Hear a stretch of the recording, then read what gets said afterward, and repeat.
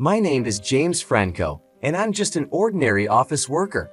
My life is pretty boring, just going back and forth between work and home every day with nothing special to talk about.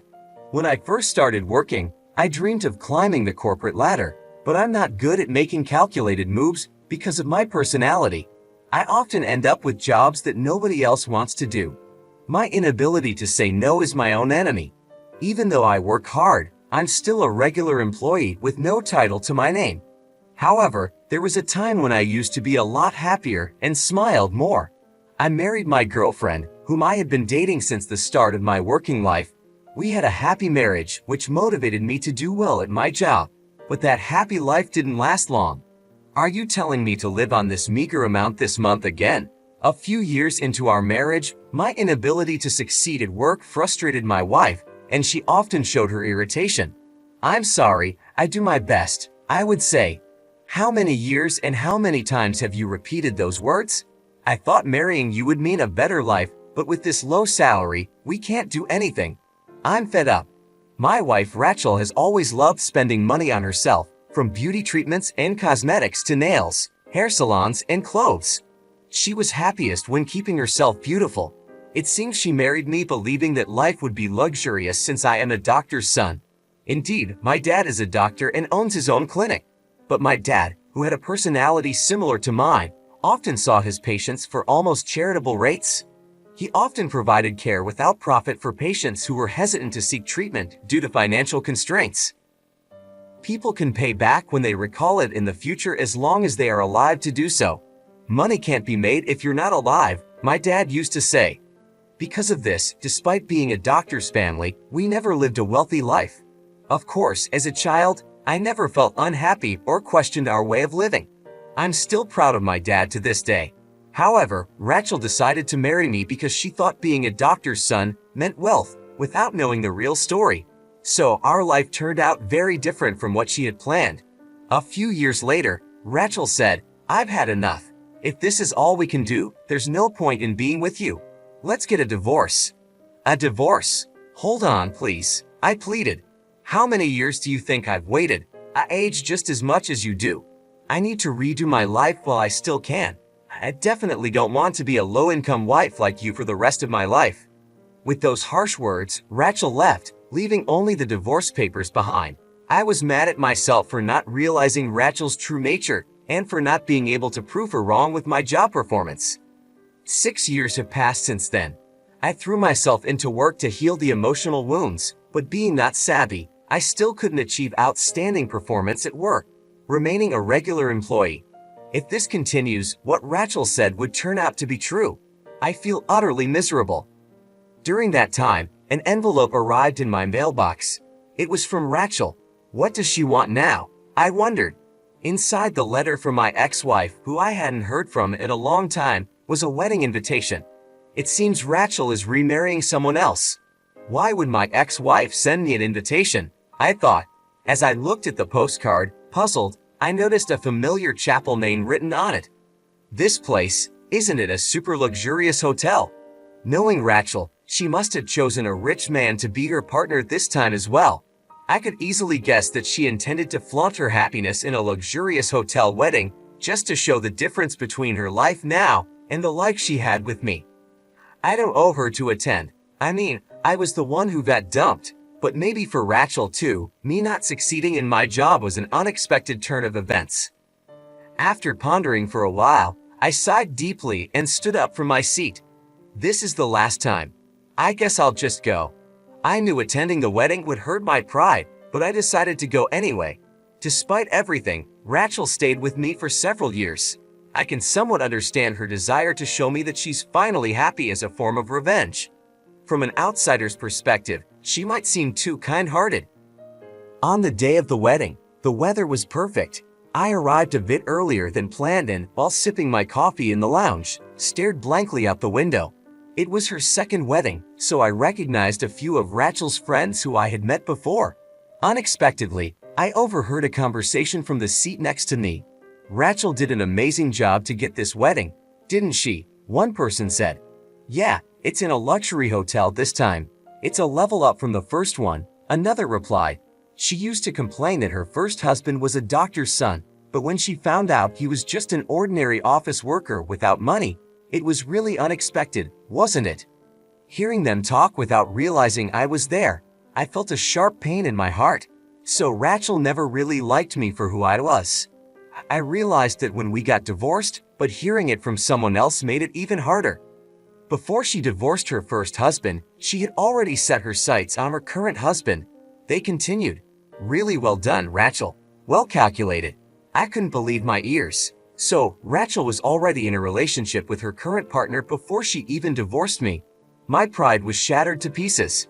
She looked down on me so much, but she was the one cheating. I started to regret even being there.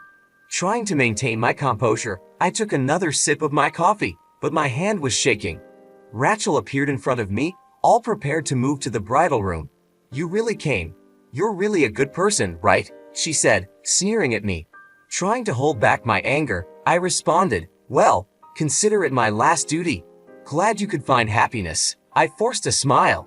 Not liking my attitude, Rachel continued to belittle me. Isn't it wonderful? It's incomparable to the time with you. Here's a share of happiness for the poor bachelor. Be grateful, will you? She laughed sarcastically. Just then, a refreshing-looking man spoke to her from behind. It was the groom, her new husband. Rachel, it seems like the relatives have gathered. Let's hurry to the bridal room. Her husband Scott glanced at me briefly and gave a slight nod. I nodded back reflexively. Perhaps the groom didn't know Rachel had invited her ex-husband to the wedding. There's still some time before the ceremony, so please make yourself comfortable, Scott said with a pleasant smile as they were about to pass by me. At that moment, an older man following the groom spoke to me.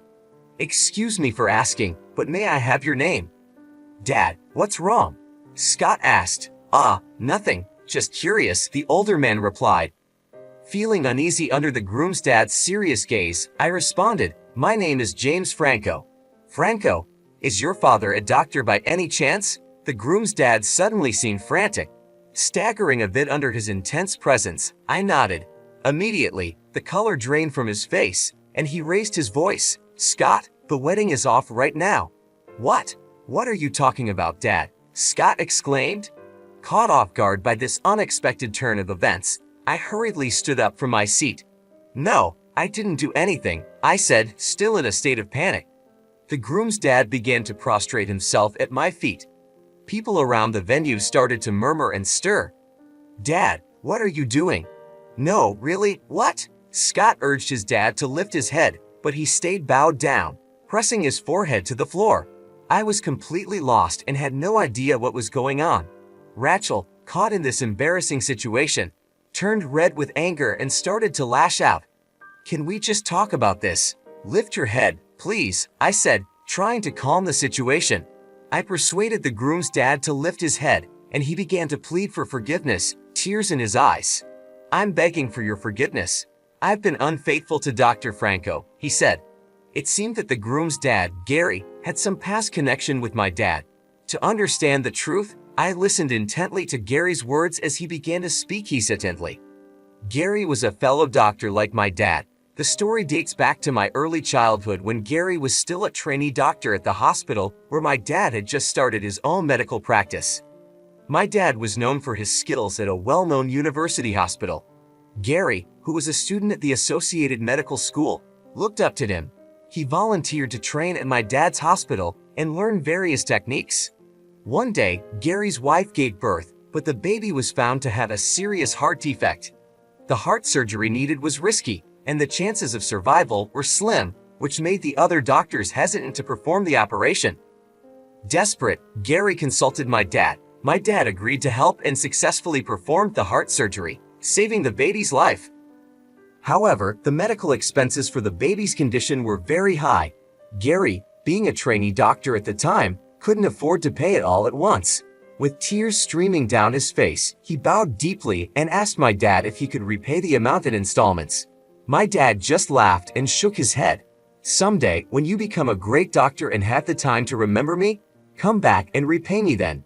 I guarantee you'll definitely become a great doctor, he said, to keep Gary from feeling too pressured.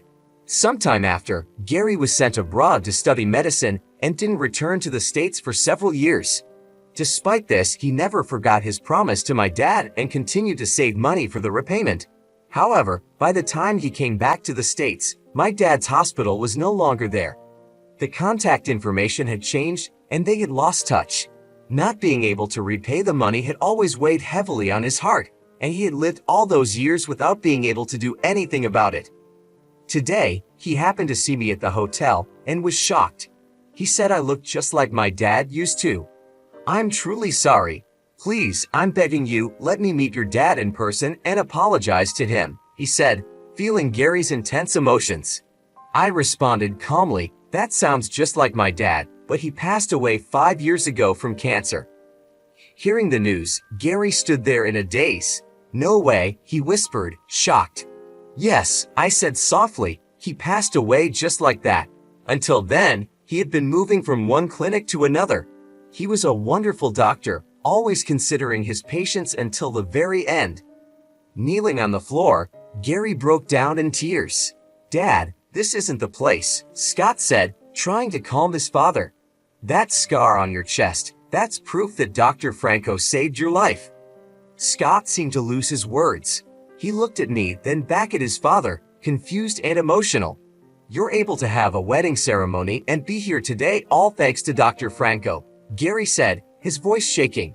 He bowed to me again. "I want to repay all the kindness I couldn't repay to your dad. Please, let me do something." I quickly lifted Gary's face and extended my hand to help him stand up. "Mr. Gary, I'm really happy. Just remembering my dad is enough for me. The life my dad saved is now able to celebrate such a wonderful day like today. Being able to see the proof of my dad's existence makes me happy. I'm sure my dad would be happy too." Hearing my words, Gary started crying out loud again. The onlookers began to cheer and applaud, moved by the emotional scene. Rachel was the only one glaring at me with a look of fury. As the time for the ceremony drew near, I stood to the side, watching the event unfold. I couldn't help but reflect on the day's surprising turn of events. Scott and Rachel continued with their preparations, but there was a noticeable tension in the air. Gary stayed close to me, his eyes red from crying. "I'm so sorry for everything. Your dad was a great man, and I failed him by not finding him sooner," he said, his voice still shaking. "Mr. Gary," I said, placing a hand on his shoulder, "you didn't fail him. My dad helped you because he believed in kindness and compassion. He wouldn't want you to feel this way. Just knowing that you remember him and are grateful is enough." Gary nodded, trying to compose himself. "Your dad's legacy lives on in you," he said, attempting a smile. "He would be proud." The ceremony began, and I found a quiet corner to observe from. Rachel and Scott exchanged their vows, but I couldn't shake the feeling of disconnection from the event.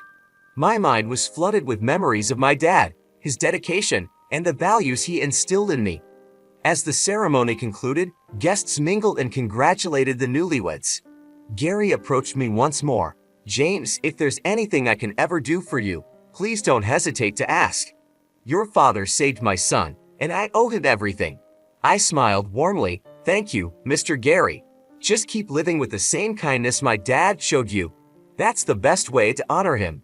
Rachel approached, her expression still cold. "Enjoying the show?" she asked sarcastically. I took a deep breath. "Rachel, I didn't come here to cause trouble. I came to pay my respects and to wish you well." She scoffed. "Well, mission accomplished. Now you can leave."